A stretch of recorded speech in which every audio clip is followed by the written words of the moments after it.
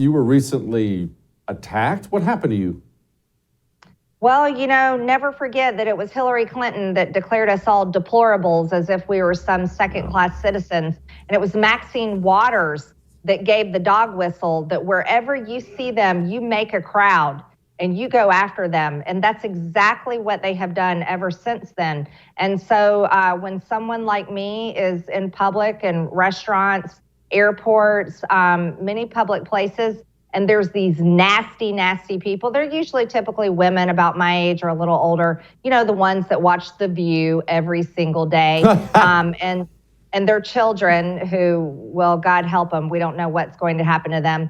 But I was in a restaurant and this woman and her adult son finished their dinner and decided on the way out they were going to ruin it for everyone else, and started calling me terrible names and screaming at the top of their lungs, F you, Marjorie. Well, it's so disrespectful, not only to me, but also to the restaurant, their staff, and other patrons that are there having dinner. But this is who the left is, Jesse, and you're one of the few people that see it the way I see it. We recognize that they are never going to stop. As a matter of fact, it's going to get worse, and we're sick of it. We're fed up.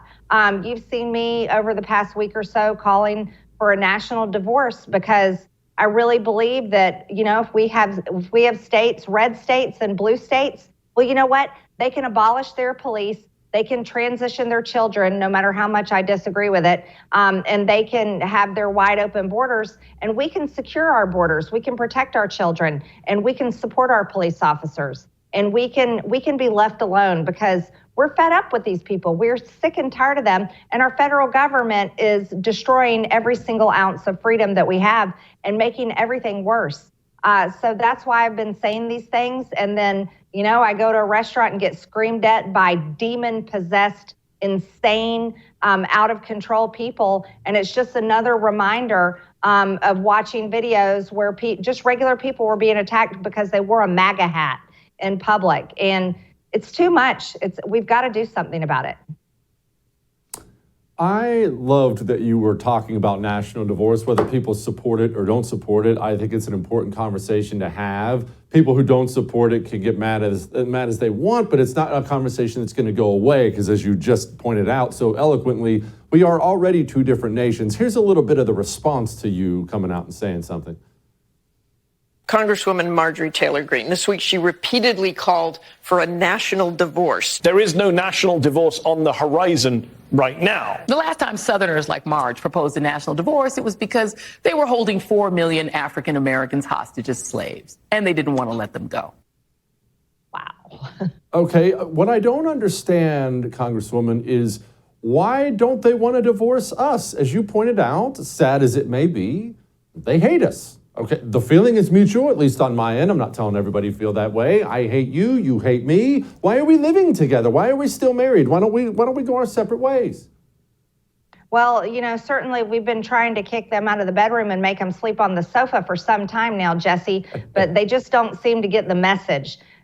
Those same people that are criticizing me for saying, hey, I need my own safe space from all of you people are the same people that are shoving their policies and their disgusting woke ideologies down our throats. Those are the same people that are perfectly fine with adult men dressed in drag that are gyrating in front of children at school and in parades and town squares. Those same people want to control us. They want to vaccinate us. They want to mask us. They would love to keep lockdowns going. They would love to force their insane gender insanity on our children and on all of us. And they won't leave us alone. They will not leave us alone because they don't respect us, Jesse. They don't respect us. They don't recognize that we're equal to them, even though they preach equality all day long, every single day, to the point where it's not equal anymore. And they don't want us to have our own states. They don't want us to have Republican red states that have power. And they don't want a reduced federal government because they're the party that have learned to weaponize the government against conservatives all over America. Congresswoman, keep up the good fight. I know you will. I appreciate you.